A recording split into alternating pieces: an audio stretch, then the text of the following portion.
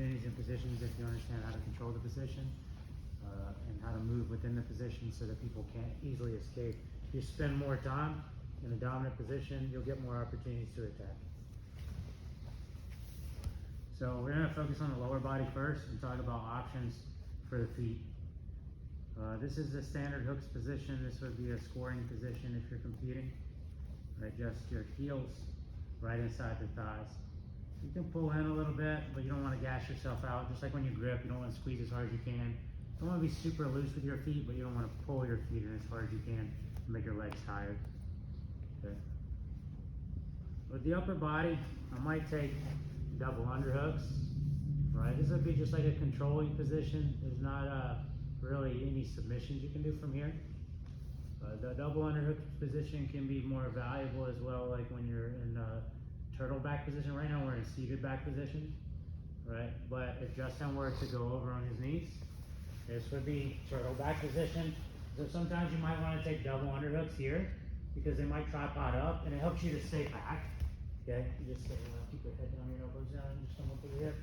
You see, so if my arms are not both under, it's easier for me to slide over the top. So that would be a good an example when you might take that double underhooks position. But again, it's not really an attacking position. So with my arms, I can go double underhooks. I can go seat belt, which is leaving one underhook but going with an overhook. What this allows me to do is choke. The overhook arm can choke. I can grab the collar or slide all the way through for a rear naked choke here. So that's the seat belt. In the seat belt, I'm gonna grab my choking arm with my non-choking arm right at the wrist. Okay, just like this. Okay. Within this position, sometimes you'll see some different grips where we would do a one-on-one to trap arms, so we can help feed hands to the collar or under the neck, under the chin, sorry. So I might reach down here and connect to his wrist, so it's like take some of his defense away. See that, guys? Just grab the hand there, kind of by the fingers, right on the outside. And even still, I can still grab my arms together, right? Again, different ways I can trap his arms while also maintaining the seatbelt grip. I can also take a Kimura grip when I'm in the back position, like this. A lot of times in this position, you're gonna be off to the side. Okay? You're gonna be on the side of your underhook arm. Notice now I've also adjusted my leg position. I've taken more of a belt line hook. So instead of being here between the legs, I'm here across the waist. This is good if we're going to attack an arm bar, okay, or some form of triangle, okay, or a bow and arrow choke. Okay. So again, in the upper body, we're going double unders, seat belt, okay, variations of seat belt where I'm trapping arms, okay, and Kimura grip. These are all common upper body controls. Once we fall to a side, I need to understand that head position is really, really crucial.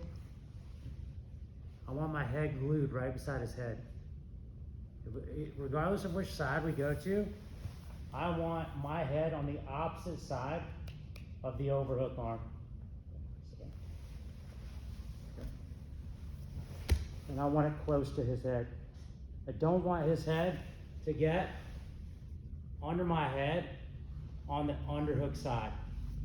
I want my head outside his head between my head and the choking or the overhook side. Does that make sense, guys?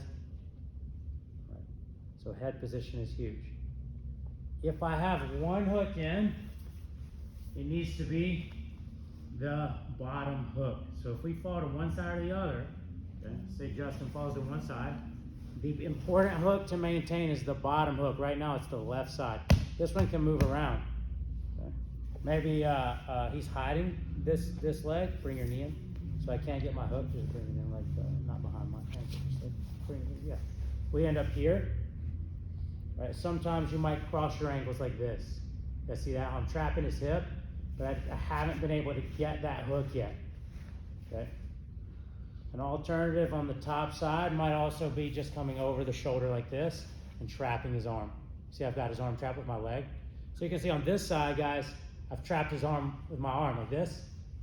And this side, I've trapped his arm with my leg. And now it's hard for him to defend his neck. Okay, so there's some various positions for your leg as well, your legs. Sometimes you'll go to the body triangle, okay? Like this. And this one can be hard to escape. If you go to the body triangle, you're gonna want the triangle to be locked on the top side.